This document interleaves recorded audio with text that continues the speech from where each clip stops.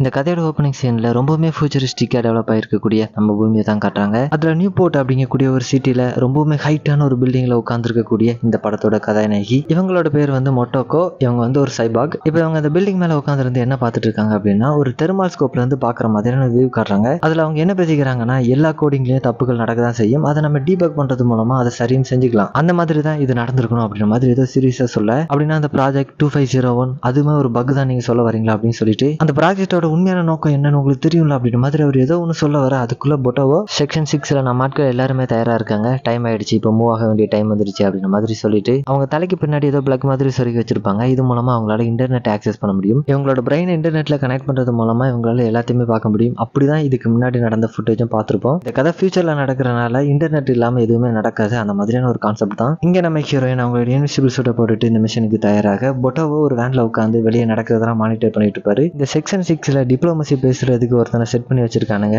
அவன் இருக்கிற வரைக்கும் ஒண்ணுமே சரிப்பட்டு வராது. ஸோ இப்போ அவனை பிடிக்கிறதுக்காக தான் நம்ம பசங்க செக்ஷன் 9ல இருந்து வந்திருப்பாங்க. ஸோ போலீஸ் எல்லாம் உள்ள வராங்க. அந்த மண்டையனை கையும் களமா பிடிக்க அப்பதான் சொல்றான், நான் நம்ம ரெண்டு நாட்டுக்கு இடையிலான நல்லுறவை மேம்படுத்த தான் இங்க வந்திருக்கேன், எதுக்காக என்ன பிடிக்க வரீங்க, நான் என்ன தப்பு பண்ணேன் அப்படின்ற மாதிரி சொல்லிட்டு கேட்க, இந்த மிஷனுக்கு இன்சார்ஜ் ஒருத்தர் இருப்பார்ல, அவர் கூடுங்க அப்படின்னு சொல்ல செக்ஷன் 6ல மெம்பரா இருக்கக்கூடிய நக்கமுரா அப்படிங்கக்கூடிய ஒரு ஆள் வராரு. ஆக்சுவலி இந்த டிப்ளமெண்ட் வந்து இந்த நாட்டுக்குள்ள ஒரு நல்லுறவு மட்டும் மேம்படுத்த வரல, கூட வந்துட்டு ஒரு சில திருத்தனமான வேலைகளும் பண்ணிட்டு இருந்திருக்கான். இந்த கண்ட்ரில இருக்கக்கூடிய டாப் மோஸ்ட் ப்ரோக்ராம்ஸ் எல்லாருமே கடத்தி கொண்டு போய் அவங்க நாட்டில் வச்சு அவங்களோட ரிசர்ச்சை மேம்படுத்த ஹெல்ப் பண்ணிட்டு இருந்திருக்கான். ஸோ அதனால தான் இப்போ நம்ம பசங்க அவங்கள பிடிக்கிறதுக்காக வந்திருக்காங்க. ஸோ இப்போ டைட்டா அப்படின்னு ஒருத்தரோட பேரை வந்து மென்ஷன் பண்றான். இவர் யாருன்னா இந்த ப்ராஜெக்ட் 2501 அந்த ப்ராஜெக்டோட ஒரு மெயின் ரிசர்ச்சராக இருந்திருப்பாரு. அவர் இந்த பையனுக்கு பொலிட்டிக்கல் அசைலம் எங்க கண்ட்ரில கேட்டிருக்காரு, அதுக்கான ஆர்டரும் என்கிட்ட இருக்கு, அப்படியா அது எங்க அப்படின்னு சொல்லிட்டு கேட்டா, அது எங்க எம்பசியில் இருக்கு அப்படின்னு சொல்லிட்டு சமாளிக்கிறான். சரிடா அந்த பையனை விட்டு அந்த ஃபார்ம் வரதுக்கு இன்னும் 5 நாள் இருக்குன்னு சொல்றாரு, அதுக்குள்ள அவனுக்கு என்ன வேணா நடக்கலாம் அப்படின்ற மாதிரி சொல்லிட்டு இங்க நாக்முரா கேட்க, இவனும் எங்க கண்ட்ரி எந்த அளவுக்கு ஒரு நல்ல கண்ட்ரி தெரியுமா, டெமோக்ரஸி கண்ட்ரி, எல்லாமே நல்லதா நடக்கும், ஒரு பிரச்சனையும் வராது அப்படின்ற மாதிரி பேச ஆரம்பிக்கும். அவங்க இருக்கக்கூடிய பில்டிங் வெளியே இருந்து அப்படியா அப்படின்ற மாதிரி ஒரு வாய்ஸ் கேக்குது. அவ்வளவுதான், அதுக்குள்ள கண்ணாடி உடைச்சிட்டு வந்த அந்த புல்லட் அவன் மண்டையில இறங்க அந்த இடத்துல அவன் செதறி போறான். போலீஸ் எல்லாருமே கண்ணாடியை பார்த்து கண்டமணிக்க சொல்ல ஆரம்பிக்க நாக்கமுரா வெளியே வந்து பாக்குறாரு. நம்ம ஹீரோயின் இப்படி மறைஞ்சு போறாங்க. அப்படியே இந்த சீனை இங்க கட் பண்ணா அப்படியே டைட்டில் கார்டு ஓடும்போது ஒரு மாண்டேஜ் ஷாட், எப்படி இந்த சைபாக்லாம் உருவாக்கப்படுது அப்படின்னு மாதிரி ஒரு மாண்டேஜ் ஷாட் காமிப்பாங்க. இந்த சைபாக் எப்படி உருவாக்கப்படும்னா, ஹியூமன் டிஷ்யூ பாடியில இருந்து மொத்தமா தூக்கிட்டு அதுக்கு பதிலாக மெக்கானிக்கல் பாடியா மாத்தி விட்டுருவாங்க. அவங்க பாடியில இருக்கக்கூடிய எல்லா உறுப்புமே மெக்கானிசமா மாற்றப்படும் போது அவங்களுக்குன்னு ஒரு ஐடென்டிட்டி கொடுக்கக்கூடியது வந்து அவங்களோட கோஸ்ட் அப்படின்னு சொல்லுவாங்க. இந்த கோஸ்ட் அப்படிங்கக்கூடிய இந்த வார்த்தை வந்து அடிக்கடி இந்த சீரீஸ்ல வரும். நீங்க அதை வந்து ஆன்மா அப்படின்னு வச்சுக்கலாம். உங்க பாடியில இருக்கக்கூடிய உறுப்புகள் மாற்றப்பட்டிருந்தாலும் நீங்க யாரு அப்படின்னு தீர்மானிக்கக்கூடியது வந்து உங்களோட உள்ளுணர்வு. உங்களுக்குன்னு இருக்கக்கூடிய ஒரு கோஸ்ட், அதுதான் நீங்க யாரு, எந்த இடத்துல எப்படி முடிவு எடுக்கிறீங்க அப்படிங்கறத அதுதான் தீர்மானிக்கும். எப்படி இந்த சைபாக்லாம் உருவாக்குறாங்க அப்படிங்கிறத காமிச்சுக்கிட்டே அப்படின்னு சீனை கட் பண்ணா ஒரு இருட்டான அறையில இருந்து நம்ம ஹீரோயின் முழிக்கிற மாதிரி காட்டுறாங்க. ஒரு எம்டியான வீடு, நார்மலான ஹியூமனோட வீடு மாதிரியே இல்ல, படுக்கிறதுக்கு ஒரு பெட், அது மட்டும் தான் இருக்கு. இப்படி இந்த சீனை இங்க கட் பண்ணா ஒரு பெரிய ஹெலிகாப்டர் செக்ஷன் 9ல வந்து இறங்குது. மினிஸ்ட்ரி ஆஃப் ஃபாரின் அஃபேர்ஸ்ல இருந்து செக்ஷன் 9ஓட சீஃபை பார்க்கறதுக்காக ஒருத்தர் வராரு. ஆக்சுவலி இவர் வந்து ஒரு முக்கியமான காரணத்துக்காக தான் வந்திருப்பாரு. அப்படி போயிட்டு இருக்கும்போது சீஃப் கிட்ட இந்த நாட்டில் இருக்கக்கூடிய ஒரு சில பிரச்சனைகள் எல்லாம் அப்படி சொல்லிக்கிட்டே போயிட்டு இருப்பாரு. அதுல ஒண்ணுதான் ஏசியால இப்ப புதுசா ஒரு காவல் அப்படின்னு ஒரு நாடு உருவாயிருக்கு போல. அந்த நாடு ஒரு டைம்ல ஜப்பானோட கண்ட்ரோல்ல இருந்திருக்கும். அதுக்கு அடுத்து ராணுவ ஆட்சி வந்து இப்போ ஒரு ரிபப்ளிக் கண்ட்ரியா மாறி இருக்கு. ஜப்பானோட கண்ட்ரோல்ல இருக்கும்போது அந்த நாட்டோட வளத்தெல்லாம் ஜப்பான் அதிகமாக யூஸ் பண்ணிருப்பாங்க. நம்ம நாட்டோட வளத்தெல்லாம் ஜப்பீஸ் வந்து சுரண்டிட்டு போயிட்டாங்க அப்படின்னு சொல்றோம்ல, அதே தான் அங்க இப்போ அந்த நாடு வந்து ஒரு சுதந்திர நாடா மாறிடுச்சு. ஸோ இப்போ அந்த நாடு வந்து அவங்களோட நாடு மேம்படுத்துறதுக்காக இப்போ ஜப்பான் கிட்ட வந்து ஃபண்டு கேட்கறாங்க போல. ஃபண்டு தானே கொடுத்துலாம் அப்படின்னு சொல்லிட்டு நம்ம யோசிச்சோம்னா, ஜப்பானோட கவர்மெண்ட் அதை எப்படி யோசிக்கிறாங்க அப்படின்னா, இவங்கெல்லாம் பேருக்கு தான் டெமோக்ரஸின்னு சொல்லிட்டு இருக்காங்க, ஆனா பழைய கவர்மெண்ட்டுக்கும் இப்போ இருக்கக்கூடிய கவர்மெண்ட்டுக்கும் எந்த ஒரு வித்தியாசமும் கிடையாது. அவங்க நாட்டோட வளத்தெல்லாம் ஜப்பான் சுரண்டிட்டு போயிட்டு இல்ல, அதுக்கு அந்த நாடு வந்து ரிப்பே பண்ணியே ஆகணும் அப்படிங்கிற மாதிரியான ஒரு தாட்ல தான் அவங்க ஃபண்டு கேட்கறதா சொல்லிட்டு இந்த மாதிரி இந்த நாட்டுக்குள்ள நடக்கக்கூடிய பிரச்சனை எல்லாம் பேசிக்கிட்டு செக்ஷன் 9க்குள்ள போறாங்க. ஸோ இவங்களுக்கு வந்து இன்னொரு பிரச்சனையும் இருக்கு. காவல் நாட்டோட முன்னாள் அரசியல்வாதி மாலஸ் அப்படிங்கக்கூடிய ஒரு சர்வாதிகாரி, அந்த நாட்டுல மாலஸோட ஆட்சி கவிழ்ந்து இப்போ ரிபப்ளிக் ஆட்சி வந்து நடந்துட்டு இருக்கு. அந்த நாட்டுல நடந்த பிரச்சனையில அங்கிருந்து தப்பிச்சு ஜப்பானுக்கு வந்திருக்கான். இங்க வந்து பொலிட்டிக்கல் அசைலம் கேட்டு இருந்திருக்கான். இந்த மாலஸ் அப்படிங்கக்கூடிய இந்த சர்வாதிகாரிய காவல் அரசு வந்து கேட்டுட்டு இருக்காங்க போல. இவனை கண்டுபிடிச்சு ஜப்பான் அரசு வந்து காவல் அரசு கிட்ட ஒப்படைச்சிட்டாங்க அப்படின்னா ஜப்பானுக்கு வந்து ஒரு சில பெனிஃபிட்ஸ் கிடைக்கும். ஸோ அடுத்து என்ன பண்றதுன்னே தெரியாம கவர்மெண்ட் குழம்பி போயிருக்கிறதா அப்படி சொல்லிக்கிட்டே ஒரு இடத்துக்கு போறாங்க. ஸோ இதெல்லாம் நமக்கு முக்கியமா அப்படின்னு சொல்லிட்டு கேட்டீங்கன்னா, இதை வச்சுதான் இந்த பப்பட் மாஸ்டரா இருக்கட்டும், செக்ஷன் 6ஆ இருக்கட்டும், இவங்க எல்லாருமே ஒரு பெரிய கேமே விளையாடுவாங்க. ஸோ ஒரு சைபாக்கோட மூளையை பிடிச்சு அலசி ஆராய்ச்சிட்டு இருக்காங்க. பப்பட் மாஸ்டர் அப்படிங்கக்கூடிய அந்த ஹேக்கர் வந்து இவங்க என்ன சந்தேகிக்கிறாங்கன்னா, ஜப்பான் நாட்டோட முக்கியமான அபிஷியலுக்கும் அந்த கேவல் நாட்டோட முக்கியமான அபிஷியல் இருப்பாங்கல்ல, அந்த குழுல முக்கியமா இருக்கக்கூடிய அவங்களோட மூளையெல்லாம் ஹேக் பண்ணி அதுல இருந்து இன்ஃபர்மேஷன் எடுக்கலாம் அப்படின்னு சொல்லி ட்ரை பண்றான். ஸோ இந்த ஹேக் வந்து அவன் எப்படி யூஸ் பண்றான்னா, HV3 அப்படிங்கக்கூடிய ஒரு அறுத பழசான வைரஸ் தான் யூஸ் பண்றான். அதுவுமே இந்த பப்ளிக்கா டெலிஃபோன் யூஸ் பண்ணுவாங்கல்ல, அந்த இடத்துல இருந்து வைரஸ் பரவிக்கிறதா இவங்க வந்து பேசிக்கிறாங்க. அங்கதான் மக்கட்டோ இருக்கிறாங்க. அங்க இருக்கக்கூடிய ப்ரோக்ராமர் கிட்ட இந்த கோஸ்ட் ரீச் பண்ண இந்த வைரஸ்க்கு என்ன எவ்வளவு நேரம் ஆகும் அப்படின்னு மாதிரி சொல்லிட்டு கேட்க, அதுக்கு ஒரு 2 hours போல ஆகுமா, அதுக்குள்ள நம்ம வந்து ஃபயர் வாலெல்லாம் பிரேக் பண்ணி என்னெல்லாம் பண்ணணுமோ அதெல்லாம் பண்ணிக்கலாம் அப்படின்னு மாதிரி சொல்லிட்டு சொல்றாரு. கோஸ்ட் தான் எல்லாமே, அதை நம்ம கண்ட்ரோல் எடுத்துட்டோம் அப்படின்னாலே அவங்களை என்ன வேணா பண்ணிக்கலாம் அப்படின்ற மாதிரியான ஒரு கான்செப்ட் தான். அந்த கோஸ்ட்டை மேனிபுலேட் பண்றது மூலமா நீங்க வந்து வேற ஒரு பெர்சன் அப்படின்னு கூட அவங்கள நம்ப வைக்க முடியும். அந்த அளவுக்கு முக்கியமானது தான் கோஸ்ட். அப்பதான் அரமாக்கி மொக்கோட்டோ கிட்ட சொல்றாரு, பொட்டாவோ இஷிகாவா இவங்க 2 பேரும் இந்த ஹேக்கிங் காரணமா இருக்கக்கூடிய ஒருத்தனை கண்டுபிடிச்சிட்டாங்க அப்படின்னு சொல்லிட்டு அந்த ஆள் ஒரு ட்ரக்ல போயிட்டு இருக்கதா நமக்கு தகவல் கிடைச்சிருக்கு, நீ சீக்கிரமா போ அப்படின்னு மாதிரி சொல்லிட்டு அனுப்பி வைக்கிறாரு. அப்படின்னு சீன் இங்க கட் பண்ணா டோகுஷோ மொட்டாக்கோ இவங்க 2 பேரும் ஒரு ட்ரக்ல போயிட்டு இருப்பாங்க. அப்பதான் இந்த பப்பட் மாஸ்டர் யாரு அப்படிங்கறத பத்தி பேசிட்டு இருப்பாங்க. இந்த பப்பட் மாஸ்டர் வந்து USA, யுனைடெட் நேஷன்ஸ் இங்க எல்லாமே பிரச்சனை பண்ணிட்டு தான் இப்பதான் ஜப்பானுக்கு வந்திருக்கான். இவனோட கிரைம்ஸை வந்து நம்ம அடுக்கிக்கிட்டே போகலாம். பொலிட்டிக்கல் இன்வால்வ் ஆகி நிறைய பிரச்சனைகள் உண்டாக்குறதா இருக்கட்டும், ஸ்டாக்கை மானிபுலேட் பண்றதா இருக்கட்டும், முக்கியமா பப்பட் மேனிபுலேஷன், இந்த மாதிரி பேசிக்கிட்டே போயிட்டு இருக்கும்போது அப்பதான் டோகுஷோ ஒரு கொஸ்டின் கேட்கிறான், எதுக்காக இந்த பப்பட் மாஸ்டர் இந்த அட்வான்ஸான காலத்துல HV3 அப்படிங்கக்கூடிய அந்த ஓல்டு மெத்தடை யூஸ் பண்ணி ஹேக் பண்ணி பிரச்சனை பண்ணிட்டு இருக்கு, அது ஒரு ஹார்டான மெத்தட் ஆச்சு அப்படின்னு மாதிரி சொல்லிட்டு கேட்கும். அதுலதான் ஒரு ட்விஸ்ட் இருக்கு. மேபி வந்து மாலஸோட பிரச்சனை வெளியே பெருசா தெரியக்கூடாது அப்படிங்கிறதுக்காக இப்படி கூட பண்ணலாம், ஒருவேளை அப்படி இல்லாம கூட இருக்கலாம், எனக்கு தெரியல அப்படின்னு மாதிரி சொல்லிட்டு சொல்லுவோம். அப்ப நீங்களே ஒரு கெஸிங்ல தான் போயிட்டு இருக்கீங்க அப்படின்னு மாதிரி சொல்லிட்டு கேட்கிறாரு. சோ அதுவும் நியாயம் தானே? இல்ல அப்படி இல்ல, என்னோட கோஸ்ட் வந்து எனக்கு இதை தான் சொல்லிச்சு அப்படின்னு சொல்றாங்க. அவங்களோட உள்ளுணர்வை தான் அப்படி சொல்றாங்க. ஆக்சுவலி இவங்க வந்து ஒரு சின்ன கான்வர்சேஷன் இவங்க 2 பேருக்கு இடையிலும் போகும். எதுக்காக இந்த அளவுக்கு ஒரு சின்ன ரிவால்வரை யூஸ் பண்ணிட்டு இருக்க இன்னும் அப்படிங்கிற மாதிரி சொல்லி பேசிப்பாங்க. ஏன்னா டோகுஷா வந்து ஒரு நார்மல் ஹியூமன் தான், அவனோட பாடி வந்து ஹெவி வெப்பன்ஸ்க்குலாம் தாங்காது. அதே மொக்கட்டோவை பார்த்தோன்னா அவங்க வந்து ஒரு கம்ப்ளீட் சைபார், ஒரு சூப்பர் சோல்ஜர் மாதிரி அவங்களால எல்லா வெப்பன்ஸுமே யூஸ் பண்ண முடியும். இவங்களோட பாடியை பொறுத்த வரைக்கும் ஆல்மோஸ்ட் எல்லாமே மிஷினரியா தான் இருக்கும். அதுவே டோகுஷாவோட பாடியில பார்த்தோன்னா அவனோட பிரெயின் மட்டும் ஒரு சில மாடிஃபிகேஷன் பண்ணியிருப்பாங்க. அப்பதான் இவங்களால இன்டர்நெட் கூட கனெக்ட் பண்ண முடியும். ஃபர்ஸ்ட் சீன்லேயே பார்த்துருப்பாங்க, ஒரு பிளக் மாதிரி தலைக்கு பின்னாடி கனெக்ட் பண்ணியிருப்பாங்க. அதை கனெக்ட் பண்றது மூலமா இவங்களால இன்டர்நெட் ஃபுல்லாவே ஆக்சஸ் பண்ண முடியும். மோஸ்ட்லி நார்மலாவே எல்லாரும் இந்த மாதிரியான ஒரு பிரெயின் டிரான்ஸ்பர் பண்ணிப்பாங்க. அதை விட எக்ஸ்ட்ரீமா போற கேஸ் தான் நம்ம ஹீரோயின் மாதிரியான ஆட்கள். அதுலயும் நம்ம ஹீரோயினோட மனசுல ஒரு சந்தேகம் இருக்கும், அவங்களோட கோஸ்டே அவங்களோட கோஸ்ட் தானா அப்படின்னு சொல்லிட்டு அவங்க ஒரு சந்தேகம் இருக்கும். இப்போ நான் இருக்கேன்ல, எனக்கு ஒரு பாடி மாடிஃபிகேஷன் பண்றேன், மொத்தமா எக்ஸ்ட்ரீமா நம்ம ஹீரோயின் பண்றாங்களா அந்த மாதிரி பண்றேன்னு வச்சுக்கோங்க. அதுல என்னோட பிரெயின்ல வந்து என்னோட கான்சியஸ்னஸ் எல்லாமே இருக்கும். என்னோட உறுப்புல எல்லாம் மாறினாலும் நான் இப்போ எப்படி நடந்துக்கிறேனோ அந்த மாதிரி தான் எப்பவுமே நடந்துப்பேன் இல்லையா. பட் மொட்டோகா கேஸ்ல வந்து அவங்களுக்கு எப்பவுமே ஒரு சந்தேகம் இருக்கும், அவங்களுக்கு இருக்கக்கூடிய கான்சியஸ்னஸ் அப்படிங்கிறது உண்மையாவே அவங்களோட தானா இல்ல கிரியேட் பண்ணப்பட்டதா அப்படின்ற மாதிரியான ஒரு சந்தேகத்தோட தான் எப்பவுமே இருப்பாங்க. இதுக்கான ஆன்சர்ஸ் தேடுறது தான் இந்த கோஸ்ட் இன் தி ஷெல். நம்ம ஹீரோயின் இந்த சீரிஸ் ஃபுல்லாவே அவங்க யாரு அப்படிங்கறத அவங்க இந்த சீரிஸ் ஃபுல்லாவே தேடிட்டு இருப்பாங்க. ஒரு குழப்பத்தோடய இருப்பாங்க. அதை நீங்க அவங்க கண்ணில் எப்பவுமே பார்க்கலாம். அப்படியே இந்த சீன் இங்க கட் பண்ணா குப்பை கலெக்ட் பண்ணக்கூடிய ஒரு 2 பேரை காட்டுறாங்க. அதுல ஒருத்தர் ஒரு கார்டு யூஸ் பண்ற மாதிரி காட்டுறாங்க நமக்கு. அவன் தான் பின்னாடி ஒருத்தர் தடியா இருக்காருல்ல, அவர் ஆல்ரெடி டைம் ஆயிடுச்சு, சீக்கிரமா போவோம் அப்படின்னு சொல்லிட்டு கூப்பிட, இதை ஒரு 10 செகண்ட் தான், இதை வந்துடுறேன் அப்படின்னு மாதிரி சொல்லிட்டு என்னமோ பண்றாரு. பட் என்ன பண்றாரு அப்படின்னு சொல்லிட்டு காமிக்கல. அப்படியே கொஞ்சம் நேரம் போக வண்டி எடுத்துட்டு அந்த இடத்துக்கு கிளம்பிடுவாங்க. அப்பதான் கொஞ்சம் தப்பியா இருக்காருல்ல, அவர் கேட்கிறாரு, உன்னோட ஒய்ஃப் கிட்ட நீ இந்த அளவுக்கு பேசணும்னு சொல்லி முயற்சி பண்ணிட்டு இருக்க, ஆனா அவங்க உனக்கு எந்த ஒரு தகவலும் கொடுத்த மாதிரி இல்லை அப்படின்னு சொல்லிட்டு கேட்கும்போது, நானும் என்னோட ஒய்ஃபும் அந்த அளவுக்கு பெருசா பேசிக்கிட்டதே கிடையாது, ஆனா திடீர்னு அவன் வந்து இப்ப டிவோர்ஸ் வேணும் அப்படின்னு சொல்லிட்டு கேட்டுட்டு இருக்கா. இதுலயும் மோசம் என்னன்னா, என்னோட பொண்ணு எனக்கு வந்து அஃபேர் இருக்கு அப்படின்னு சொல்லி நினைச்சிட்டு இருக்கா அப்படின்னு மாதிரி சொல்லிட்டு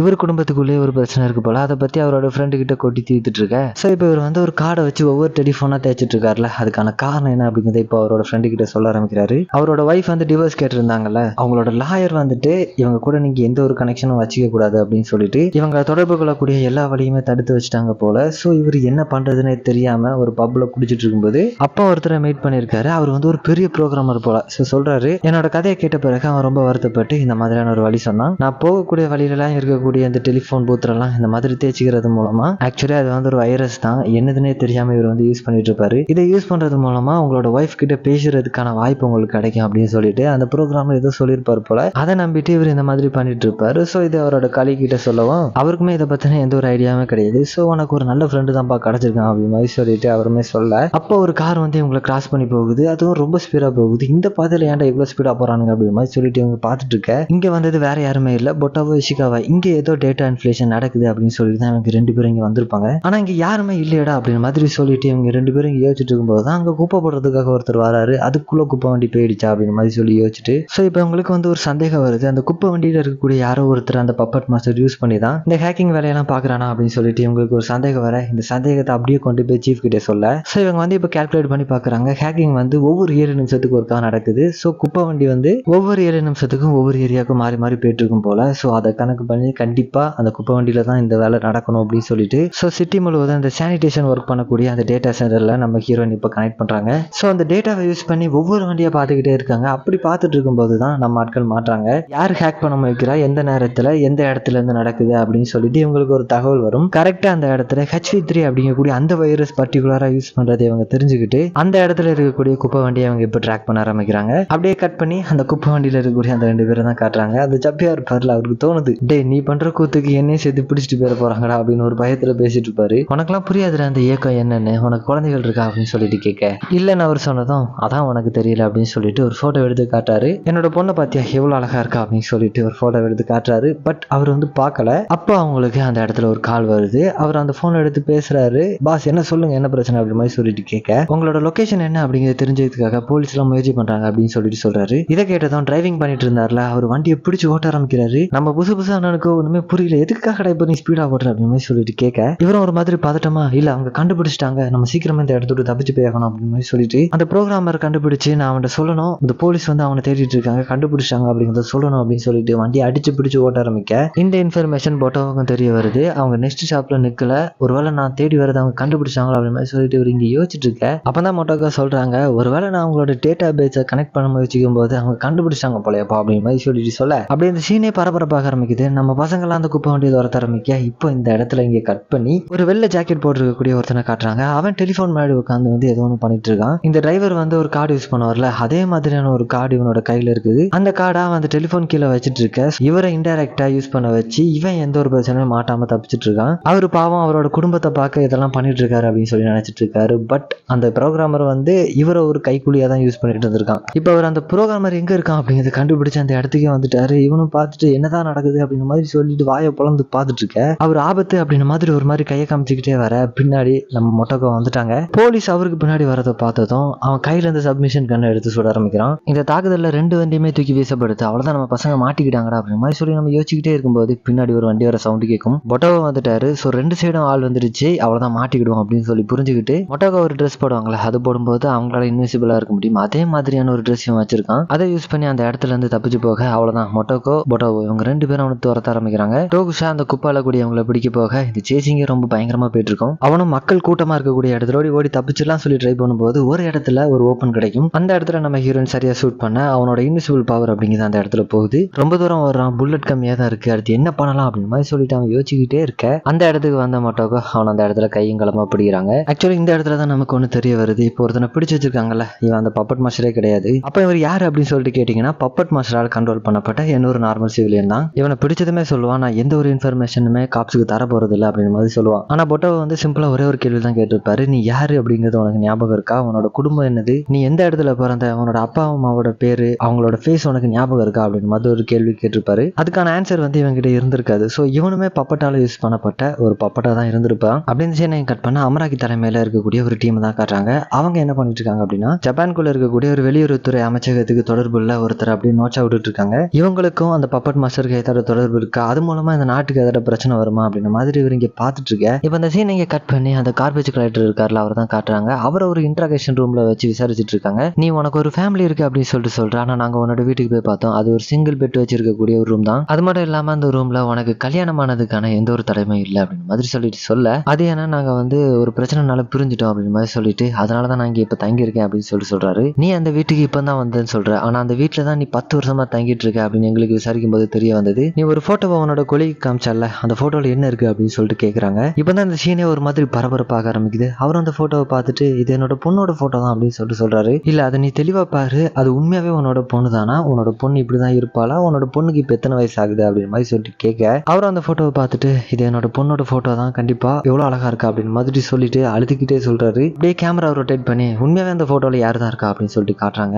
பார்த்தா இவர் அவரோட பெட் கூட வாக்கிங் போகும்போது சிரிச்ச மாதிரியான எடுத்த ஒரு படம். சோ அவ்வளவுதான், மனுஷன் உடஞ்ச போயிடுறாரு. இது என்னது அப்படிங்கிறத ரெகனைஸ் பண்ணதும் என்னோட பழைய மெமரிலாம் திரும்ப வரதுக்கு நான் என்ன பண்ணணும் அப்படின்னு மாதிரி சொல்லிட்டு கேட்க, அந்த கவர்மெண்ட் ஆஃபீஷியல்ஸுமே கையை வச்சிருவாங்க. இப்போ எங்கிட்ட இருக்கக்கூடிய டெக்னாலஜி வச்சு எங்களால ஒண்ணுமே பண்ண முடியாது, சாரி அப்படின்னு மாதிரி சொல்லிட்டு சொல்ல, யோசிச்சு பாருங்க, ஒரு மனுஷன் 10 வருஷமா ஒரு பொய்யான வாழ்க்கையை வாழ்ந்துட்டு இருக்காரு, இதுதான் உண்மை அப்படின்ற மாதிரி அவரோட மூலையில அவனை நம்ப வச்சு நாம இத்தனை நாள் வாழ்ந்த வாழ்க்கை அப்படிங்கிறதே பொய் அப்படின்னு ஒருத்தருக்கு தெரிய வரும்போது அவருக்கு எப்படி இருக்கும் அப்படின்னு மட்டும் யோசிச்சு பாருங்க. இதை மட்டும் ஒரு மாதிரி பார்த்துட்டு இருக்கிற மாதிரி நமக்கு இங்க காமிக்க, அப்படியே இந்த சீனை இங்க கட் பண்ணி ஸ்கூபா டைவிங் பண்ணிட்டு இருக்கக்கூடிய நம்ம ஹீரோயினை தான் காட்டுறாங்க. இந்த மூவியை பத்தி இன்டர்நெட்ல அதிகமா பேசப்பட்ட ஒரு சீன் அது இந்த சீனா தான் இருக்கும். ஆழமான இந்த பறந்து விரிஞ்ச கடல்ல இருந்து மெதுமெதுவா மேல மிதந்து வரக்கூடிய மக்கோட்டோ, கீழே இருந்து அவங்க வரும்போது இருட்டாகவும் மேல இருந்து அவங்களோட ஷேடோ ஒரு மாதிரி பிரைட்டாகவும் இருக்கிற மாதிரி இந்த சீன் அமைச்சிருப்பாங்க. சொல்றாங்க. பொட்டாவோ இதை பார்த்துட்டு, ஒரு சைபாக இருந்துட்டு இந்த மாதிரி ஸ்கூபா டைவிங் பண்ணிட்டு இருக்கே, உனக்கு எந்த ஒரு பயமும் இல்லையா? ஏதாவது பிரச்சனை வந்துருச்சுன்னா என்னமா பண்ணுவேன் அப்படின்னு மாதிரி சொல்லிட்டு கேட்க, ஒன்னு நான் செத்துருவேன், அப்படி இல்லை நீ என்ன காப்பாத்திர மாட்டியா அப்படின்னு மாதிரி சொல்லிட்டு கேட்பாங்க.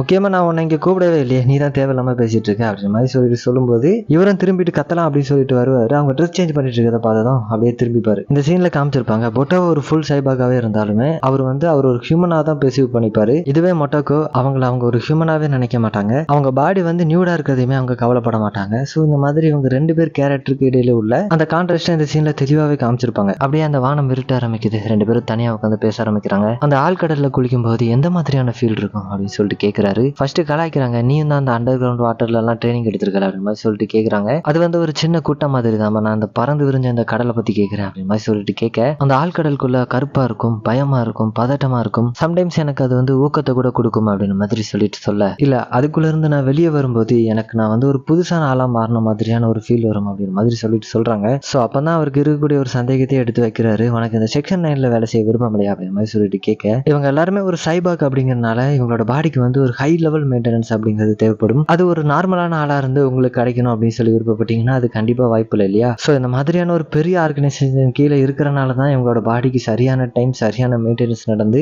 இந்த அளவுக்கு ஒரு அட்வான்ஸான பாடி உங்களுக்கு இப்போ இருக்குது அப்படின்னா அதுக்கு அந்த ஆர்கனைசேஷன்ல அவங்க இருக்கிறது தான் காரணம். இந்த மாதிரி இவங்க 2 பேருக்கு இடையில ஒரு பயங்கரமான டாக் போயிட்டு இருக்கு. அப்போ இவங்க மண்டைக்குள்ள யாரோ ஒருத்தர் வந்து பேசுற மாதிரி கேக்குது. இப்போ நம்ம கண்ணாடியில பார்க்கக்கூடிய எதிரொலி அப்படிங்கிறது ஒரு டிம்மான ரிஃப்ளெக்ஷன் தான். இதை வந்து மெட்டாஃபாரிக்கா சொல்லியிருப்பாங்க. கூடிய சீக்கிரத்துல நம்ம 2 பேரும் மீட் பண்ண போறோம் அப்படின்ற மாதிரி சொல்லியிருப்பாரு. பட் யார் இவங்க 2 பேர் மூளைக்குள்ளே வந்து பேசினா அப்படிங்கிறது இவங்க 2 பேருக்கும் ஐடியா இல்ல. அப்படியே இந்த சீனை கட் பண்ணா ஒரு மைண்ட் ப்ளோவிங்கான சாங், கோஸ்ட் இன் தி செல் 1995 கோஸ்ட் சிட்டி அப்படின்னு அடிச்சு பாருங்க, ஒரு சாங் வரும். அப்படியே அவங்களை தூக்கி கொண்டு போய் அந்த உலகத்துல உட்கார வச்சிரும். இந்த பாட்டிங்க முடிய உடம்புல ஒட்டுமொத்த துணி இல்லாம நடு ரோட்ல ஒரு பொண்ணு நிக்கிறா. அந்த பொண்ணு ஒரு லாரி இடிக்க வர அப்படியே அந்த சீனை இங்க பிளாக் அவுட் பண்ணி அந்த பாடியை தொக்க தூக்கிட்டு வந்து செக்ஷன் 9ல தான் வச்சு பார்த்துட்டு இருக்காங்க. அதுவுமே ஒரு சைபாக் தான் அப்படிங்கறனால அது செக்ஷன் 9 கொண்டு வந்து ஏதாவது மால் ஃபங்க்ஷன் ஆயிடுச்சா, என்ன பிரச்சனை அப்படிங்கிறத பார்த்துட்டு இருக்காங்க. நியூட்டன் அப்படிங்கக்கூடிய ஒரு சிட்டில மெகாடெக் கார்பரேஷனுக்கு ஒரு ஃபெசிலிட்டி இருக்குது. அங்க இருந்து தான் அந்த சைபாக் தப்பிச்சு வந்துருச்சு அப்படிங்கிறத கண்டுபிடிச்சிட்டாங்க. இந்த சைபாக் அதோட பாடி பார்ட்ஸ் எல்லாம் அதுவே உருவாக்கி அந்த இடத்துல இருந்து தப்பிச்சு வந்ததா ஒரு இன்ஃபர்மேஷன் கிடைச்சிருக்கு. இது எப்படி சாத்தியம், ஒரு கோஸ்ட் இல்லாம இது எப்படி இந்த மாதிரி இயங்குச்சு அப்படின்னு சொல்லிட்டு இவங்களுக்கு ஒரு குழப்பம். ப்ரோக்ராமர்ஸ் எல்லாம் செக் பண்ணி பார்க்கும்போது அதுல வந்து கோஸ்ட் இருந்ததுக்கான தடையும் இருக்குது.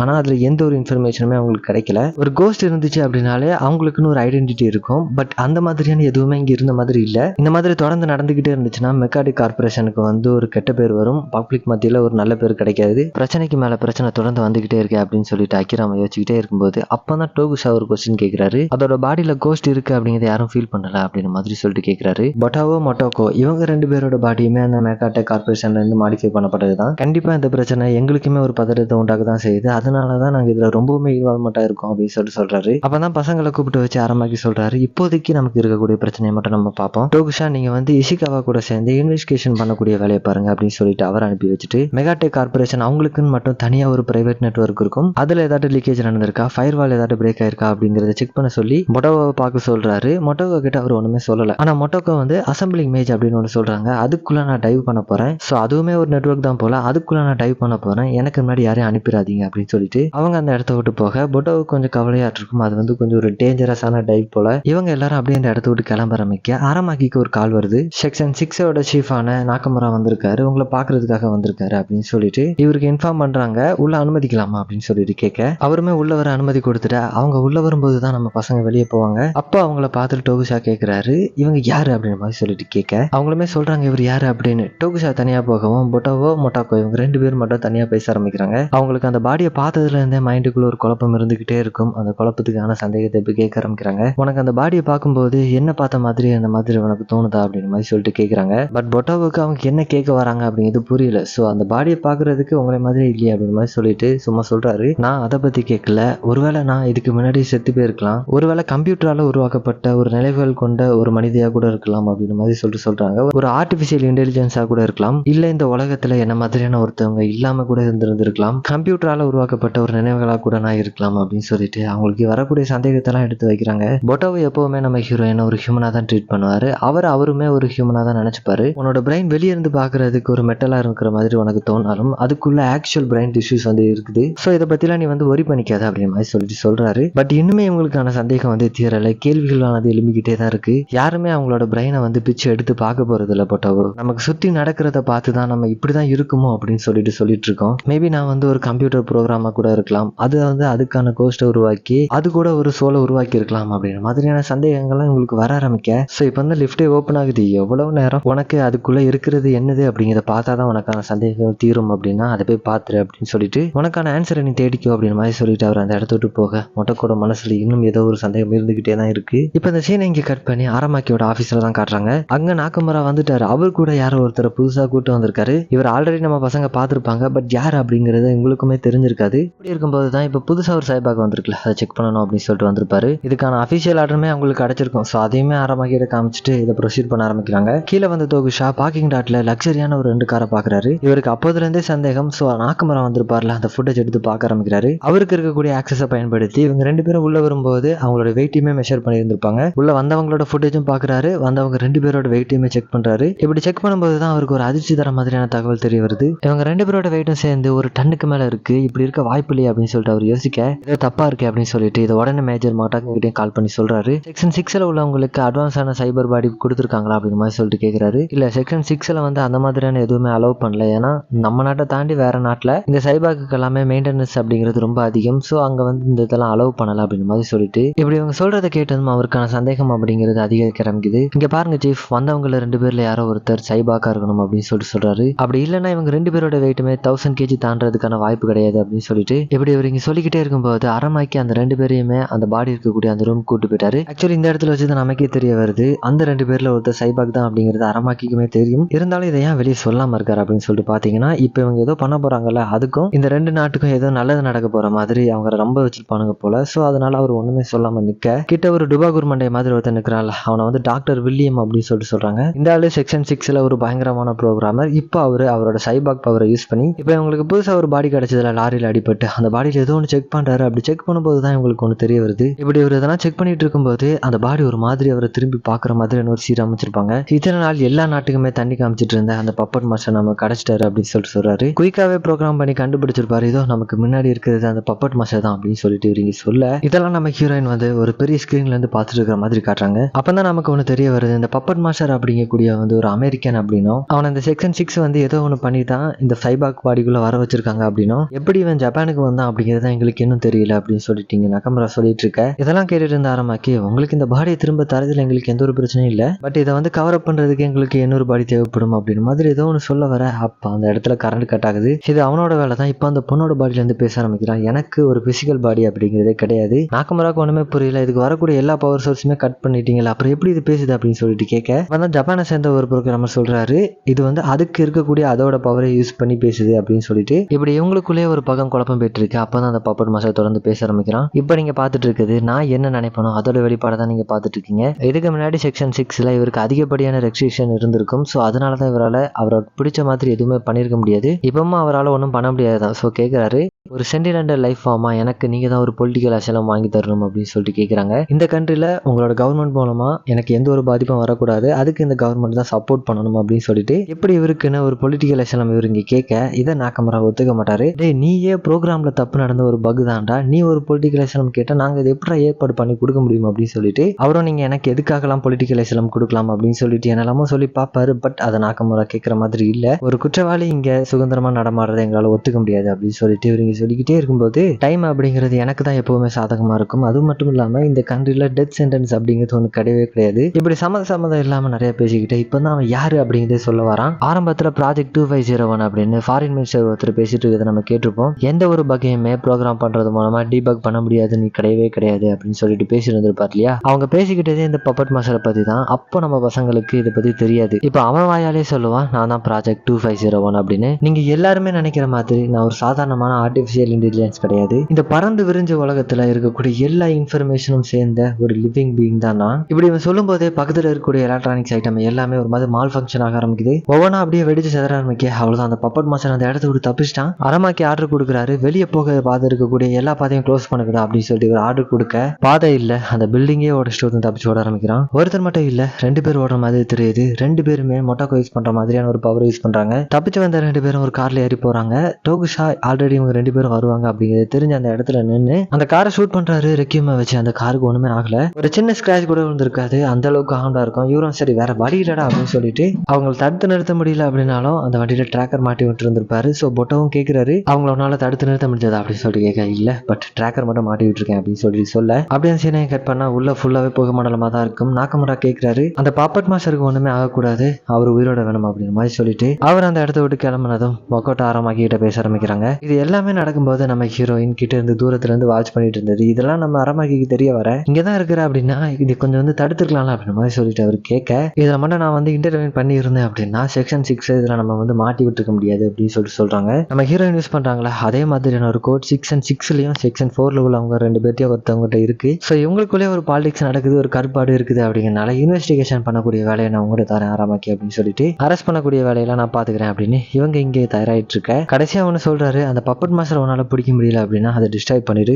நாக்கமுரா அந்த பப்பட் மாஸ்டர் உயிரோட வேணும் அப்படின்னு சொல்லியிருப்பாரு. பட் இவருக்குமே செக்ஷன் 6 மேல இருக்கக்கூடிய நம்பிக்கை அப்படிங்கிறது கொஞ்சம் கொஞ்சமா குறைஞ்சிக்கிட்டே வருது. அந்த சந்தேகத்தோட ஒரு ரூம்குள்ள வராரு. அந்த ரூம் ஃபுல்லாவே ரெட்டா இருக்கு. அங்க இருக்கக்கூடிய அவங்ககிட்ட அனௌன்ஸ்மெண்ட் கொடுக்க ஆரம்பிக்கிறாரு. செக்ஷன் 6 ஃபாரின் மினிஸ்ட்ரி இவங்களோட எந்த ஒரு அமைப்பு சேர்ந்த வண்டியுமே இந்த இடத்த விட்டு வெளியே போகக்கூடாது, இந்த நாட்டை தாண்டி எந்த ஒரு வெஹிக்கிளுமே வெளியே போகக்கூடாது அப்படின்னு சொல்லிட்டு ஒரு ஆர்டர் கொடுக்குறாரு. இப்போ அந்த சீனை இங்க கட் பண்ண கூலா வண்டியில போகக்கூடிய டாக்டர் வில்லியம்ஸ், நாக்கமுரா இவங்க ரெண்டு பேரையும் தான் காட்டுறாங்க. நம்ம ஹீரோயின் மாதிரியான பவர் யூஸ் பண்ணி ஒரு ரெண்டு பேர் வெளியே தப்பிச்சு போனதை நம்ம பார்த்துருப்போம்ல, அதுக்கான காரணம் என்ன அப்படிங்கிறது இப்போ நமக்கு தெரிய வரும். அந்த அட்டாக்கு பிளான் பண்ணி அந்த ரெண்டு பேரும் அசைன் பண்ணதே இவனுக்கு தான் போல. அந்த ரெண்டு பேரும் இப்போ வண்டி மாற போறாங்க. இப்போ போலீஸை ஏமாத்துறதுக்காக ஒரு ரெண்டு பேரும் செட் பண்ணிருப்பாங்க போல. பப்பட் மாஸ்டரை தூக்கிட்டு வந்து அந்த ரெண்டு பேர் வேற வண்டி மாற போறதாவும், அவங்களோட வண்டியை ஒரு ரெண்டு பேர் தூக்கிட்டு போலீஸ் கண்ணில் மன தூவி இவங்களை டைவர்ட் பண்ணதுக்காக ஒரு ரெண்டு பேரும் செட் பண்ணி வச்சிருக்காங்க. இந்த மாதிரியான ஒரு பிளான் இவங்க இங்க போட்டிருக்காங்க அப்படிங்கிறது நமக்கு தெரிய வர, இருந்தாலும் அவங்களுக்கு இந்த பப்பட் மாஸ்டர் எதுக்காக ஜப்பான் வந்தான் அப்படிங்கிறதுக்கான விடை மட்டும் உங்களுக்கு தெரியல. அப்படியே ஒரு ஏரியல் ஷாட் அந்த ரெண்டு பேரையும் பிடிக்கிறதுக்காக அந்த நாட்டில் இருக்கக்கூடிய எல்லா செக்யூரிட்டியுமே முயற்சி பண்ணிட்டு இருக்க. செக்ஷன் 6க்குள்ள அவங்களுக்கே தெரியாம ரொம்ப நாளா இன்ஃபர்மேஷன் திருடிட்டு இருக்கக்கூடிய நம்ம இசிகாவை தான் காட்டுறாங்க. இப்போ அரமா கிட்ட ஃபோன் பண்ணி அந்த மாலஸ் அப்படிங்கக்கூடிய அந்த சர்வாதிகாரியை அவனோட சொந்த நாட்டுக்கு கடத்துறதா இருக்கட்டும். செக்ஷன் 6 ஆல்ரெடி ஒரு வருஷத்துக்கு முன்னாடி ஒரு சைபாக் பாடி தப்பிச்சு போயிடுச்சு அப்படின்னு சொல்லி தேடிட்டு இருந்தாங்க. இப்போ மறுபடியும் தேடிட்டு இருக்காங்க.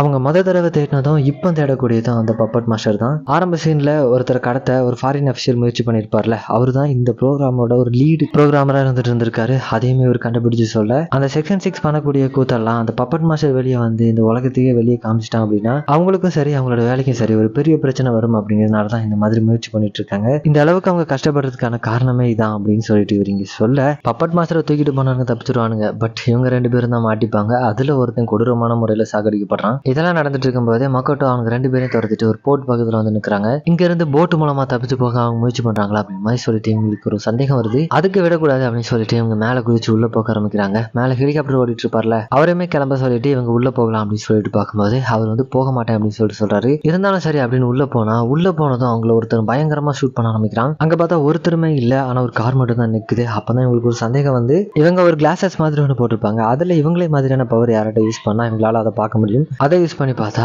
ஆள் இல்ல, அது ஒரு டேங்கர். அதுதான் இந்த அளவுக்கு பயங்கரமா ஷூட் பண்ணிட்டு இருந்திருக்கு. மேலே ஹெலிகாப்டர்ல இருந்தார்ல, அவர்கிட்ட ரூஃபை தகர் தெரிய சொல்லி ஆர்டர் கொடுக்குறாங்க. அவங்க சொன்ன மாதிரி அவரும் பண்ண, இப்போ அவங்களால அந்த டேங்கரை பார்க்க முடியும். பார்த்து என்ன பிரயோஜனம், அவங்களால ஒண்ணுமே பண்ண முடியாது. இவங்ககிட்ட இருக்கக்கூடிய கண்ணை வச்சு எப்படிதான் ஷூட் பண்ணி பார்த்தாலும் அந்த டேங்கருக்கு ஒண்ணுமே ஆகல. அவங்க வெளியே வரக்கூடிய நேரம்லாம் ஷூட் பண்ண ஆரம்பிக்குது. அப்படியே அந்த பில்டிங்கே போட்டு தகர்த்து எரிய ஆரம்பிக்குது. இவ்வளவு நேரம் தனியா சண்டை போட்டுட்டு இருந்தாங்க. மேல ஒருத்தன் துணைக்கு இருக்கான் அப்படின்னு சொல்லி நினைச்சிருந்திருப்பாங்க. இவங்க இருக்கக்கூடிய இடத்த நோக்கி ஒரு 3 ஹெலிகாப்டர் வரதாவும், அது இவங்க கொடுக்கக்கூடிய கமாண்டுக்கு எந்த ரெஸ்பான்ஸும் கொடுக்கல. அதான் நான் இந்த இடத்த விட்டு கிளம்ப போறேன், ஆனா இந்த இன்ஃபர்மேஷன் உங்கள்கிட்ட கொடுக்கணும் மட்டும் தோணுச்சு அப்படின்னு சொல்லிட்டு அவன் அந்த இடத்த விட்டு கிளம்ப மொட்டோக்கோ ஒரு வார்த்தை கூட பேசல. இப்போ அவங்க போட்டிருந்த ஆர்மர்லாம் தூக்கி வீசிட்டு அந்த இன்விசிபிள் பவர் யூஸ் பண்ணி அந்த மிஷின் கிட்ட போக ஆரம்பிக்கிறாங்க. அதுக்கு ஆரம்பத்துல தெரியல, அதுவுமே ஒரு மாதிரி கண்ட மாணிக்க சும்மா ஷூட் பண்ண ஆரம்பிக்குது. ஒரு கட்டத்துல அவங்க அந்த மிஷின் மேல ஏறி அதோட டாப் ஓபன் பண்ண ட்ரை பண்ணுவாங்க. ஹியூமனிட்டியோட அடுத்த கட்டம் அந்த சைபாக்னு சொல்லியிருப்பாங்க. ஆனா அந்த உடம்பால மொக்கட்டோட வில்ல தாக்கு பிடிக்க முடியல. அவங்களோட காலு கை அப்படின்னு பிஞ்சு கீழே விழ அவங்களால அடுத்து ஒண்ணுமே பண்ண முடியாது அப்படிங்கக்கூடிய அந்த ஒரு நிலைமையில இனிமே அவங்க விட்டு கொடுக்கல. அப்படி இருக்கும்போது தான் பொட்டோ அந்த இடத்துக்கு வரான். ஒரு நியூ டைப்பான ஸ்ட்ராங்கான பவர்ஃபுல்லான ஒரு ஷாட் கனை தூக்கிட்டு வந்து அந்த டேங்கர் அங்க வீழ்த்துறாரு. காருக்குள்ள போய் பார்த்தா அங்கதான் இனிமே அந்த பப்பட் மாஸ்டரோட பாடி இருக்கு. இந்த சமயத்துல நம்ம ஹீரோயின் பொட்டோ கிட்ட ஒரு ரெக்வெஸ்ட் வைக்கிறாங்க,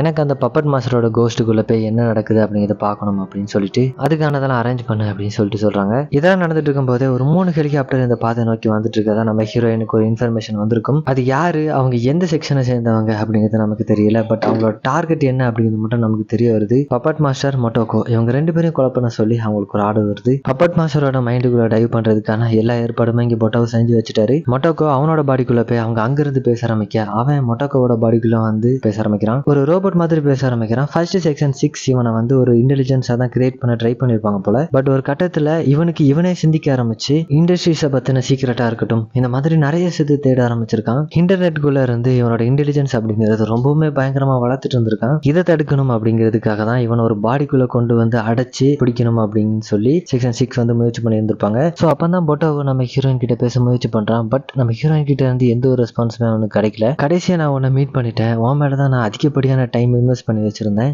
உன்னோட பாடியில இருந்து நான் நினைச்சதெல்லாம் சேனல் பண்ணணும் அப்படின்னு சொல்லி நினைச்சேன். அதை நான் இப்போ பண்ணிட்டேன். நான் உன்னை ரொம்ப நாளா ஃபாலோ பண்ணிட்டு இருக்கேன். நீ என்னை பத்தி தெரியறதுக்கு முன்னாடி நான் உன்னை ஃபாலோ பண்ணிட்டு இருக்கேன் அப்படின்ற மாதிரி சொல்லிட்டு அவர் சொல்ல, என்ன உங்களுக்கு ஆல்ரெடி தெரியுமா, எதுக்காக என்ன ஃபாலோ பண்ணிட்டு இருக்கீங்க, என்கிட்ட இருந்து உங்களுக்கு என்ன தேவை இருக்கு அப்படின்னு மாதிரி சொல்லிட்டு அவருக்கு எப்படி நம்ம ஹீரோயினை வந்து ரொம்ப பரிச்சயமா இருக்கோம் அப்படின்னா, இவங்க வந்து அடிக்கடி இன்டர்நெட்குள்ள டைவ் பண்ணிட்டே இருப்பாங்க இல்லையா. இந்த மாதிரி இவங்க ரெண்டு பேரும் ஏதோ ஒன்று பேசிட்டு இருக்காங்க அப்படிங்கிறது மட்டும் பொட்டோவுக்கு புரியுது. பட் என்ன அப்படிங்கிறதே தெரியாம முழிச்சிட்டு இருக்க. ஸோ இந்த பப்பட் மாஸ்டர் எதுக்காக ஜப்பான் வந்தான் அப்படிங்கிறதுக்கான காரணம் வந்து நாக்கமுறா தெரியாம முழிச்சிட்டு இருந்திருப்பாரு இல்லையா. மொட்டோகோவை தேடி தான் வந்திருக்காரு. ஸோ எதுக்காக என்ன தேடி வந்தீங்க, செக்ஷன் 9க்கு வந்தீங்க அப்படின்னு சொல்லிட்டு மொட்டோகோ கேட்க, நான் வந்து என்ன ஒரு இன்டெலிஜென்ஸ் லைஃப் ஃபார்ம் அப்படின்னு சொல்லிப்பேன். நான் ஒரு இன்டெலிஜென்ஸா இருந்தாலுமே நான் வந்து உயிரோடு இருக்கிறத தான் நான் நம்புறேன். இப்போ இருக்கக்கூடிய இந்த கரண்ட் டெக்னாலஜி, இந்த ஒரு பாடியை யூஸ் பண்ணி என்னால் ரீப்ரொடியூஸ் அப்படிங்கிறது பண்ண முடியாது. அது மட்டும் இல்லாமல் என்னால் சாக முடியாது அப்படின்னு சொல்றாரு. ரீப்ரொடக்ஷன் தானே, உங்களால் ரீப்ரொடக்ஷன் அப்படிங்கிறது டைரக்டா பண்ண முடியல அப்படின்னாலும் உங்களே மாதிரியான காப்பீஸ் அவங்களால உருவாக்க முடியும் இல்லையா அப்படின்னு மாதிரி சொல்லிட்டு கேட்க, காப்பி அப்படிங்கிறது அது ஒரு காப்பியா மட்டும்தான் இருக்கும், எப்பவுமே ஒரிஜினல் ஆகாது. அவர் என்ன சொல்ல வர்றாரு அப்படின்னா,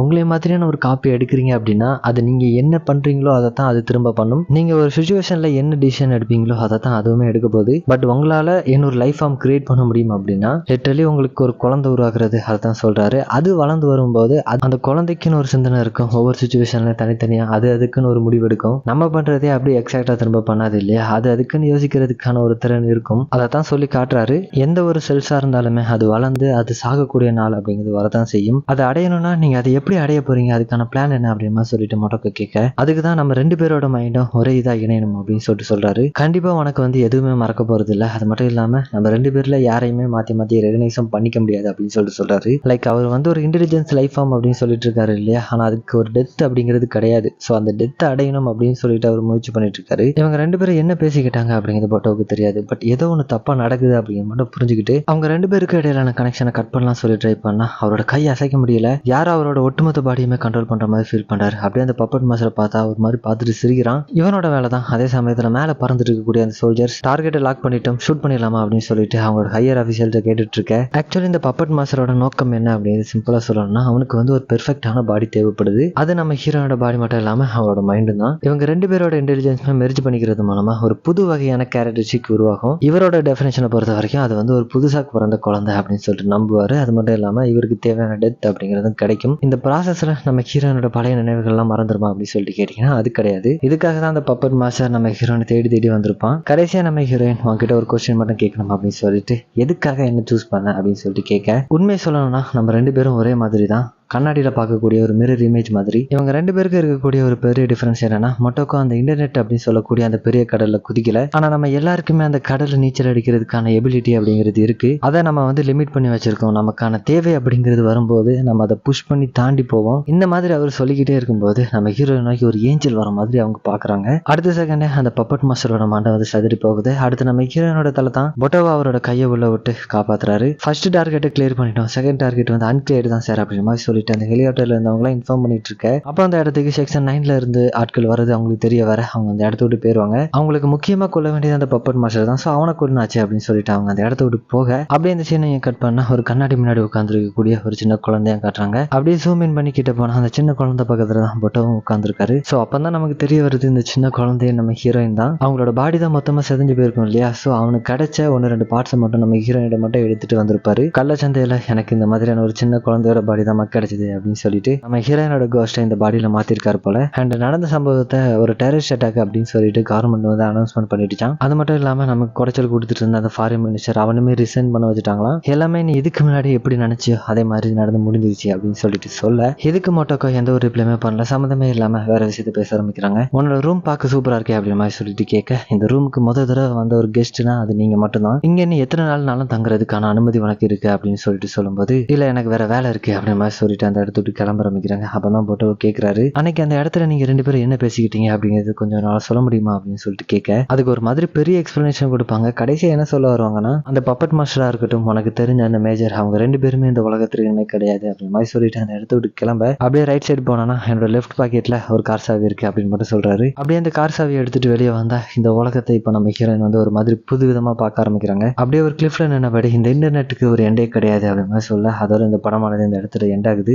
இந்த படத்தோட பியூட்டி என்னன்னா, இதை இப்போ கூட நம்மளால அப்படியே கனெக்ட் பண்ணி பார்க்க முடியும். நம்மளும் இதே மாதிரியான ஒரு தொழில்நுட்ப அட்வான்ஸ்மெண்ட் நோக்கி தான் நம்ம போயிட்டு இருக்கோம். ஒரு மனிதனோட பிரெயினை ப்ரோக்ராம் பண்ணி மாற்ற முடியும் அப்படின்னா அவனுக்கான மனிதத்துவம் அப்படிங்கிறது அந்த இடத்துல இல்லாம போகுது இல்லையா? ஒரு கடத்துல ஹியூமன்ஸான நம்மளே யோசிக்க ஆரம்பிச்சிடும், நம்ம உண்மையாவே இந்த உலகத்துல வாழ்ந்துட்டு இருக்கோமா, இல்ல நம்ம வந்து ஒரு டேட்டா மட்டும் தானா? உங்களுக்கு பிடிக்கும் இந்த கதை அப்படின்னு சொல்லிட்டு நான் நம்புறேன். ஒருவேளை இந்த மூவி வந்து ஸ்லைட் ஷோவா இருந்தது அப்படின்னா அது வந்து காப்பிரைட் வந்திருக்கும். அப்படி இல்லை நார்மலான எப்பவும் போடுற மாதிரி இருக்கு அப்படின்னா தப்பிச்சு வந்துடுச்சு அப்படின்னு அர்த்தம். இந்த படத்தை நீங்க இவ்வளவு நேரம் பார்த்துட்டு இருக்கீங்க அப்படின்னா ஒரு ரெட் ஹார்ட் மட்டும் லீவ் பண்ணிட்டு போயிருங்க.